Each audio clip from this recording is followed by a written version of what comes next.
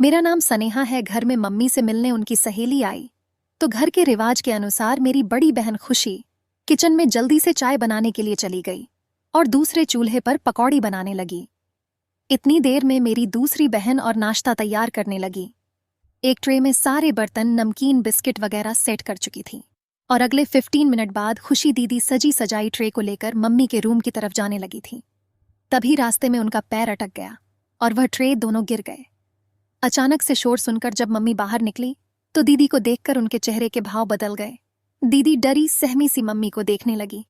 Mummy के एक इशारे पर दूसरी बहन आगे आई और दीदी को उठाकर ले गई और उन्हें एक कमरे में बंद करके बाहर से कुंडी लगा दी और फिर जल्दी जल्दी से सब कुछ समेटने लगी। यह सब देखकर वह जो सहेली मम्मी से मिलने आई थी वह जाने लगी और बोली, पूनम कोई बात नहीं, बच्ची को कुछ मत कहना। वैसे ही मैं जाने ही लगी थी, लेकिन मम्मी के चेहरे पर कोई नरमी दिखाई नहीं दे रही थी। उनके चेहरे से साफ पता चल रहा था कि वह बहुत ज्यादा गुस्से में है। मम्मी बोली कि नहीं शालू, इन बच्चियों को समझना चाहिए कि उनकी नादानियां क्या जाहिर करती हैं कि उनकी परवरिश पूनम ने की है। नहीं, बिल्कुल नहीं। मैं उनकी हर गलती बचपन से माफ करती आई हूं, मगर अब बहुत हो गया। मम्मी के शब्दों में किसी किस्म की कोई ढील नहीं थी। शालू, जो कि मम्मी की दोस्त थी, वह भी ठंडी सांस भरकर वहां से चली गई, क्योंकि सब जानते थे कि जब मम्मी कोई एक बात कह दे या किसी भी चीज के बारे में सोच ले तो कोई उन्हें वापस पीछे हटाने की हिम्मत नहीं रखता। उसके बाद रात को जो कुछ हुआ वह सब हम सब बहनों को दहला देने के लिए काफी था। मम्मी ने जालिम की तरह दीदी को रात में बाहर निकाला और फिर डांट लगाकर वापस दोबारा उसी कमरे में बंद कर दिया। उस वक्त दीदी की उम्र 21 साल की थी और मम्मी का ऐसा जालिम व्यवहार हमने पहली बार देखा था और उनका यह व्यवहार हम सबको रोने पर मजबूर कर गया। रात को दीदी को कमरे में बंद करने के बाद हम सबको छत पर भेज दिया कि कोई भी लड़की नीचे नहीं आएगी। अगर किसी ने अपनी बहन को देखने या बचाने की कोशिश की तो उसके साथ भी यही होगा। हम सब बहनें पूरी रात जागते रहे थे, क्योंकि ऐसा पहली बार हुआ था। मम्मी ने हमें हर काम सिखाया था, लेकिन पहले कभी गलती करते तो समझाकर छोड़ देती थी। लेकिन कमरे में पूरी रात के लिए बंद करना बहुत खतरनाक था। हम 5 बहनें थीं और मैं सबसे छोटी थी। 2 बहनें जुड़वा थी और मेरी उम्र 12 साल थी। रात को रोते रोते पता नहीं हमारी आंख कब लग गई। मैं सुबह उठी तो बाकी सारी बहनें अभी सो रही थीं। मैं जानती थी कि अगर मम्मी ने हमें इतनी देर तक सोते देख लिया तो फिर डांट पड़ेगी, इसलिए सबको जल्दी से उठाया और कहा, मम्मी आ रही हैं। जिस पर सब बहनों ने फुर्ती दिखाते हुए अपने अपने काम करने लगी। कोई सफाई करने लगी, कोई नाश्ता बनाने लगी और कोई बर्तन धोने में लग गई। क्योंकि मैं सबसे छोटी थी, इसलिए मेरे जिम्मे में कोई काम नहीं था। मैं सिर्फ छोटे मोटे काम काज कर दिया करती थी, या कोई चीज किसी को चाहिए होती तो वह दे दिया करती थी। सुबह के 10 बजे मम्मी अपने कमरे से बाहर निकली और उस कमरे में चली गई जहां पर दीदी को बंद किया था। कुछ देर बाद दीदी कमरे में से लंगड़ाकर चलती हुई बाहर निकली और उनके पीछे मम्मी भी बाहर आ गई। उनके हाथों में 500 के बहुत सारे नोट थे। दीदी के कमरे से बाहर निकलते ही मम्मी ने उस कमरे को बंद करके ताला लगा दिया और दीदी को एक गोली निकालकर पानी के साथ दी, जिससे मम्मी के इशारे से उसने खा ली। मम्मी ने सभी बहनों से कहा कि कोई भी शोर ना करे, तुम्हारी बहन सोने जा रही है। साथ में वह दीदी को सहारा देकर अपने कमरे में ले गए, जहां पर वह दीदी के सोते ही बाहर आ गई और हम सब के काम गौर से देखने लगी। हम सब अभी तक परेशान थी। कोई नहीं जानता था कि मम्मी ने ऐसा क्यों किया है। चलो, कमरे में बंद करने वाली बात तो समझ में आती है, लेकिन जब वह कमरे से बाहर निकली वह बुरी तरह सिलगंडा रही थी। क्या वहां पर कोई था जिसने दीदी को पीटा या कोई? मैं समझ नहीं पा रही थी। दोपहर को 1 घंटे हम सब बहनों को सोना होता था, लेकिन उस दिन नींद मेरी आंखों से कोसों दूर थी। मैं चाहकर भी सो नहीं पाई। मेरे सामने दीदी का बार बार बेबस और मुरझाया हुआ चेहरा सामने आ जाता था और मैं परेशानी से करवटें लगाती। अगर दीदी की गलती थी तो मम्मी ने उन्हें इतने प्यार से अपने कमरे में क्यों सुलाया? अब एक नया सवाल मेरे दिमाग में सांप बनकर फन फैलाया बैठा था, जिसका जवाब मैं कहीं से भी पा नहीं सकती थी। मेरे पापा सारा दिन बाहर बैठे जुए की बाजी पर बाजी लगाते और मम्मी कुरकुर कर अपना खून जलाती। उन्होंने पापा को 1000 दफा मना किया था, यह बेटियों वाला घर है, इसके बाहर ऐसी हरकतें मत किया करो, मगर पापा कुछ समझने को तैयार ही नहीं थे। बस सारा दिन जुए में गुजारते और रात में पूरी रात नशा करते।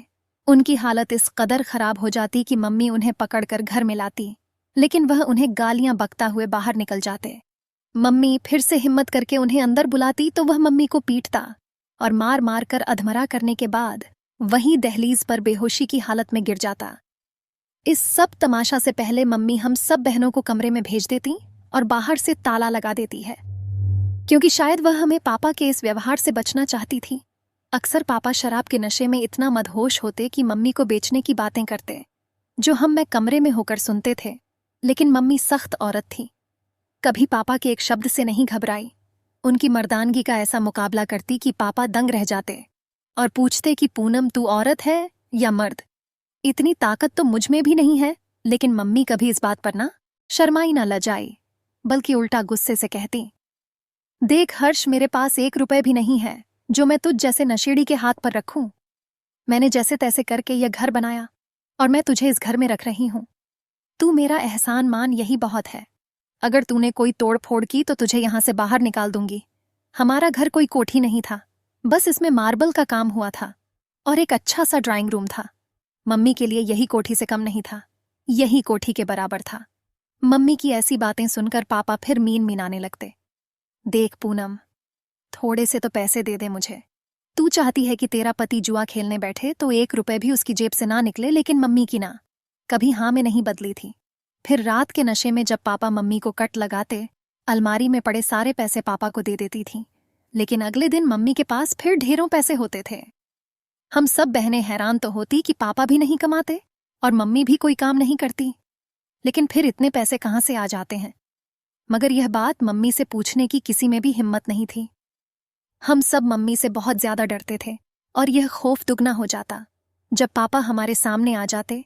एक तो वह हर वक्त नशे में रहते और दूसरा मम्मी भी बहुत ज्यादा बुरा मानती थी कि तुम्हारे पापा के सामने तुम में से कोई नहीं आए। तुम अपने पापा के सामने कम से कम आने की कोशिश करो और जब वह नशे में हो तो बिल्कुल भी मत आना, दरवाज बंद करके बैठ जाओ। हम सबको मम्मी की बात हर हाल में मानी होती। मम्मी हम सबको छत पर सुलाकर जिस कमरे में दीदी को बंद किया था उस कमरे में ताला लगा देती और खुद बाहर बैठी रहती। हम सब बहनों ने 1-2 बार दीदी से पूछने की कोशिश की थी कि तुम्हारी टांग को क्या हुआ था, तुम क्यों लंगड़ा रही थी, जिस पर वह चुप करके सर झुका दी और कुछ नहीं बोली। दीदी की खामोशी पर सारी बहनों ने उनसे पूछना ही बंद कर दिया। लेकिन मेरे अंदर बहुत सी बातें चल रही थीं। मैंने तकरीबन दीदी से 3 दिन सर खपाया, लेकिन वह टस से मस नहीं हुई और मुझे कुछ भी नहीं बताया। आखिर एक दिन जब मैंने उन्हें बहुत ज्यादा तंग किया तो उन्होंने मेरे मुंह पर एक थप्पड़ मार दिया और फिर चिल्लाकर बोली, तुम अभी छोटी हो, अच्छे से काम किया करो, किसी काम में कोई गलती मत करना, वरना मेरी जैसी सजा तुम्हें भी मिलेगी। और अब भगवान की कसम है, तुम्हें मुझसे मत पूछना कि क्या हुआ था मेरे साथ। मैं अपना सवाल भूल गई और मैं बहुत ज्यादा गुस्सा हो गई दीदी से और गुस्से में ही कमरे से बाहर आ गई। मुझे इतना ज्यादा गुस्सा आ रहा था और उसके साथ रोना भी आ रहा था। बार बार दिल में यही बात आती कि क्या था, बस मैंने तो यही पूछा था कि तुम लंगड़ा कर क्यों चल रही थी, ऐसी क्या सजा दी मम्मी ने। मगर दीदी ने कितनी जोर से थप्पड़ मारा। अब कभी मैं उनसे बात नहीं करूंगी। इसी तरह रोते रोते मैं सो गई। मुझे लगा था कि मेरे बात न करने से मेरी बहन को फर्क पड़ेगा, मगर उसकी तो किसी चीज से भी फर्क नहीं पड़ता था सिवाय मम्मी के एक इशारे पर वह खड़ी हो जाती है, बैठ जाती है। अब मम्मी रोज ही उनके कामों में कमियां निकालती। अगर कहीं मिट्टी का एक जरा भी दिखाई पड़ जाता तो मम्मी दीदी को उस कमरे में भेज देती और अगले दिन बेचारी लांग ढाते हुए चलकर बाहर निकलती। मुझे यह देखकर दीदी के लिए तरस भी आता था और मम्मी के लिए नफरत बढ़ जाती थी। अगर सजा ही देनी थी तो फिर सुबह को आराम की गोली क्यों खिलाती थी। बेचारी दीदी को मेरा गुस्सा भी 6-7 दिन में खत्म हो चुका था, क्योंकि मुझे बहन की तकलीफ देखी नहीं जाती थी। एक दिन जब मेरी दूसरी बहन तनु से सब्जी जल गई तो मम्मी बहुत ज्यादा गुस्सा हूं और रात के समय मेरी उस बहन को भी उस कमरे में बंद करके ताला लगा दिया। खुद हम सब बहनों को छत पर भेजकर खुद बाहर कुर्सी रखकर बैठ गई। हम सब बहनों को अब आदत हो चुकी थी तो हम सब बहनें सो गई। मगर रात को शू शू करने के लिए जब मेरी आंख खुली तो खुशी दीदी घुटनों में बैठी थी। मुझे लगा शायद उनकी टांग में दर्द हो रहा है, तभी वह ऐसे बैठी है। जल्दी से दीदी के पास गई और उनको उठाया तो वह बेआवाज बहुत बुरी तरीके से रो रही थी। मैं घबरा गई। हे भगवान, ज्यादा दर्द ना हो रहा हो, वैसे भी पापा नाश करके पड़े हुए होंगे तो दीदी को डॉक्टर के पास कौन लेकर जाएगा? दीदी क्या हुआ है? दर्द हो रहा है। मैं मम्मी को बुलाऊं? दीदी ने मेरी पहली बात पर कोई जवाब नहीं दिया, लेकिन जब मैंने मम्मी को बुलाने की बात की तो वह चौंक गई और जल्दी से अपने आंसू पोंछ लिए। नहीं स्नेहा, मम्मी को नहीं बुलाना और मुझे दर्द नहीं हो रहा। मैं किसी और वजह से रो रही हूं। यह बात सुनकर मेरा शक फिर से अंगड़ाई लेकर जाग चुका था। और कौन सी बात है दीदी? मुझे भी बताओ। मैं धीरे से दीदी के और करीब आ गई, क्योंकि मुझे ऐसा लग रहा था कि आज दीदी मुझे सब कुछ बता देंगी। तभी मैं इतने जोश में आ गई थी, लेकिन ऐसा नहीं हुआ। दीदी ने फिर एक बार मेरी उम्मीदों पर पानी फेर दिया और मुझे कुछ भी नहीं बताया। वह मुझसे सिर्फ इतना बोली, रिया तुम कोई भी गलती कभी नहीं करना, इतना अच्छा काम करना कि तुम्हें मम्मी कभी भी कोई सजा ना दे सके। मैं उनकी बातें ध्यान से सुन रही थी। फिर पूछा, दीदी तुम क्यों रो रही हो? मैं उनकी बात पर बहुत हैरान थी। तभी दीदी दिल में मचलता सवाल जबान पर ले आई, कुछ नहीं, बस मुझे तनु की फिक्र है, जिसे मम्मी ने कमरे में बंद कर दिया है। मैं इसीलिए रो रही हूं। बेचारी कैसे रहेगी वहां मुझे? दीदी की बात से बस थोड़ी सी सहमति थी। दुख तो होना चाहिए, लेकिन तुम भी तो देखो, तनु दीदी ने सब्जी कितनी बुरी तरीके से जलाई और नतीजे में हमने आज रात का खाना भी नहीं खाया।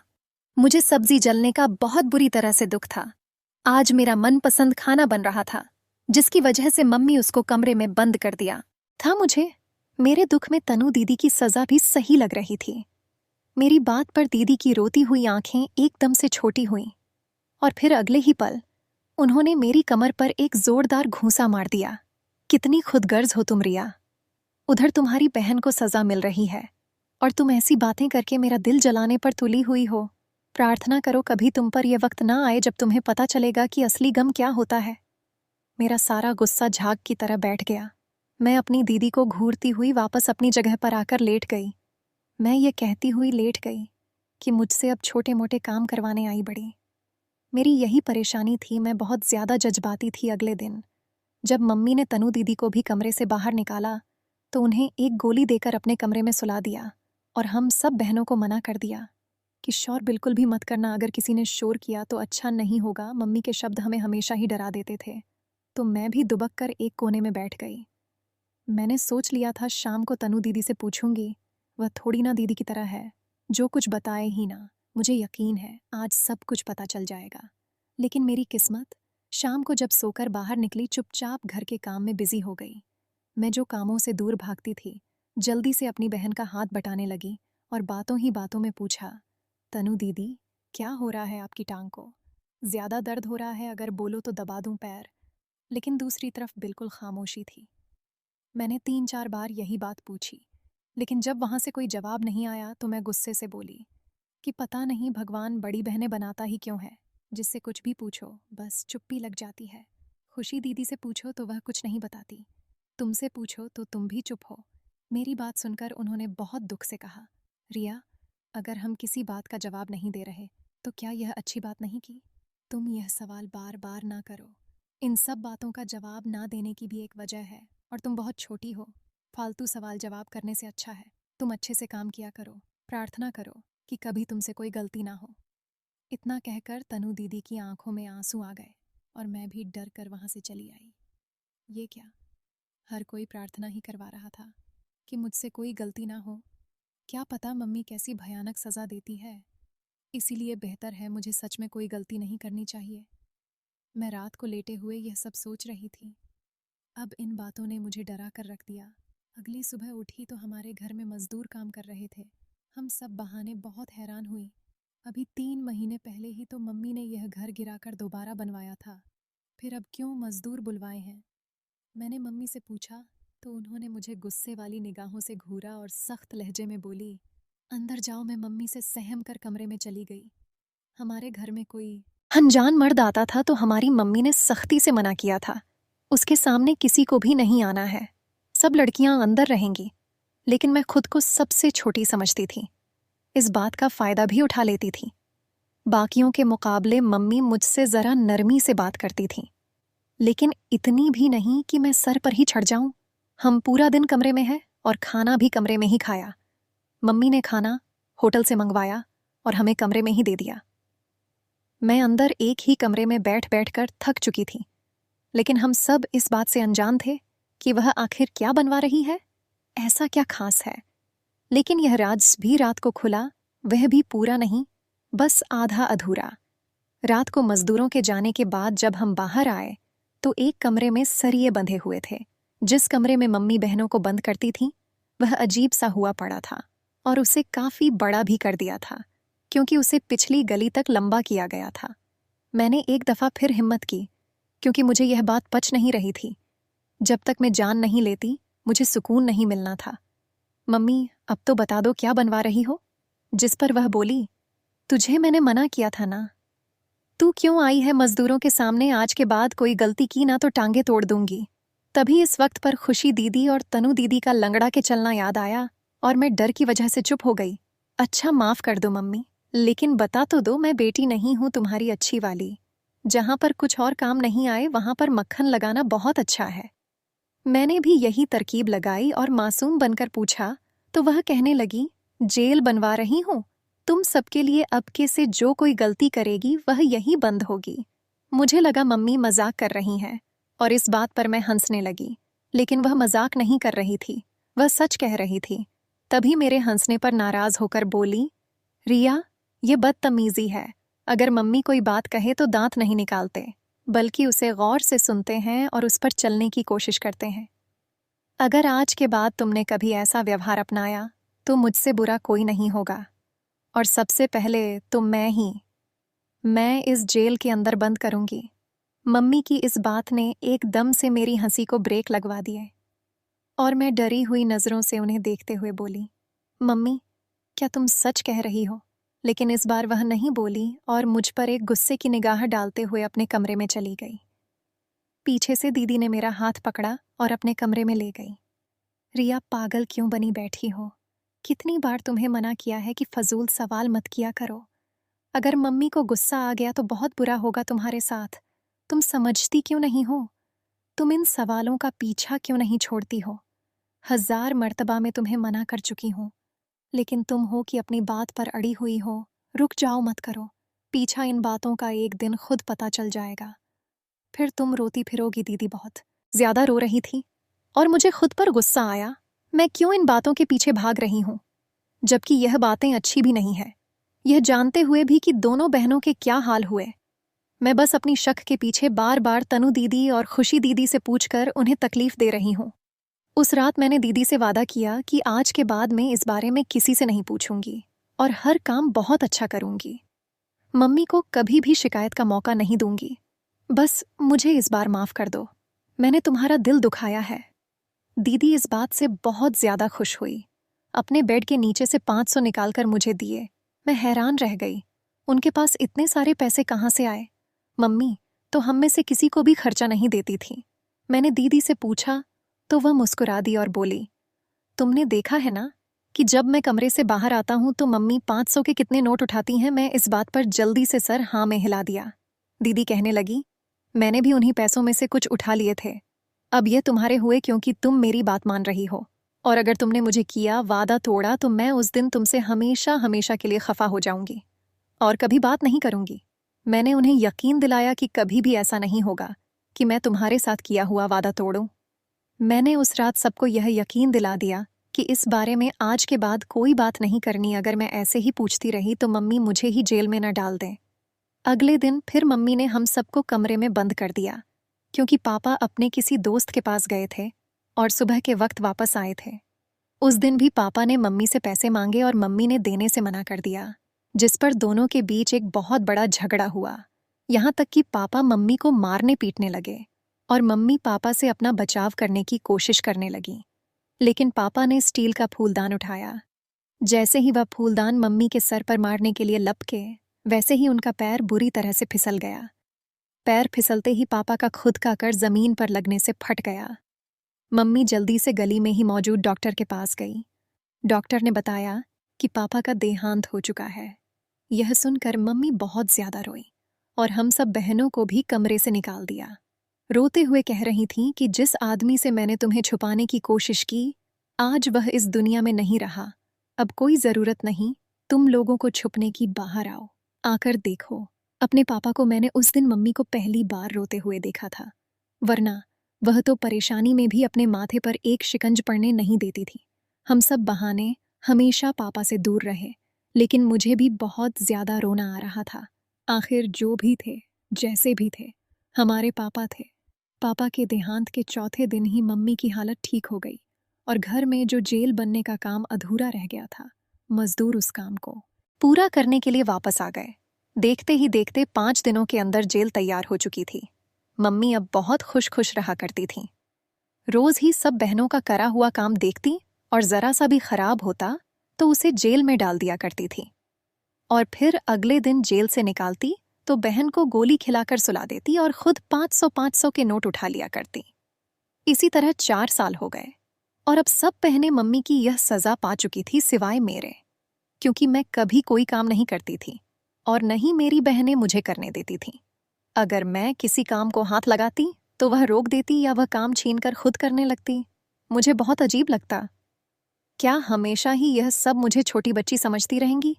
मैं 18 साल की हो चुकी हूँ, कम से कम अब तो कोई काम करने दे। लेकिन उन सब का यही जवाब होता, अगर तुमसे कोई गलती हो गई तो मम्मी तुम्हें भी वह सजा देंगी।